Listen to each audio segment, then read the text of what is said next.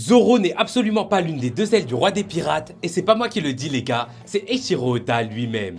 Et merci à Tony T91 et Nolan, les 3 derniers abonnés. Les gars, ça c'est la page dont vous pensez vous souvenir. Nico Robin dit que Sanji est l'une des deux ailes du roi des pirates, et donc à partir de cette info, tout le monde s'est dit que la deuxième aile était forcément Zoro. Et sachant que juste après on voit ces deux-là affronter King et Queen, ça fait plutôt sens. Mais malheureusement, c'est totalement faux les gars. Zoro n'est pas l'une des ailes du roi des pirates, car en réalité, il y a une erreur de traduction.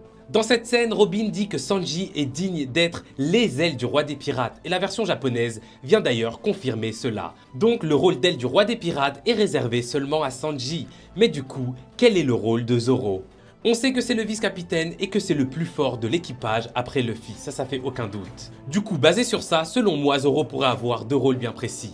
Le premier, c'est soit d'être le bouclier du roi des pirates, car c'est tout simplement celui qui a la charge de protéger les plus faibles, ou alors, au contraire, il pourrait avoir le rôle d'épée du roi des pirates, car tout simplement, c'est un épéiste, mais surtout parce que c'est lui qui a la charge d'éliminer les adversaires les plus puissants. Bien évidemment, au sein de l'équipage, Zoro il pourrait avoir plein d'autres rôles, et surtout, plein d'autres surnoms, mais ça, je vous laisse me dire, selon vous, qu'est-ce que ça pourrait être en commentaire. Comme d'hab, moi je vous lis et je vous réponds. N'hésitez pas à vous abonner à ce nouveau compte, car comme je vous ai dit, toutes les vidéos seront ici, mais jusqu'alors, je suis out.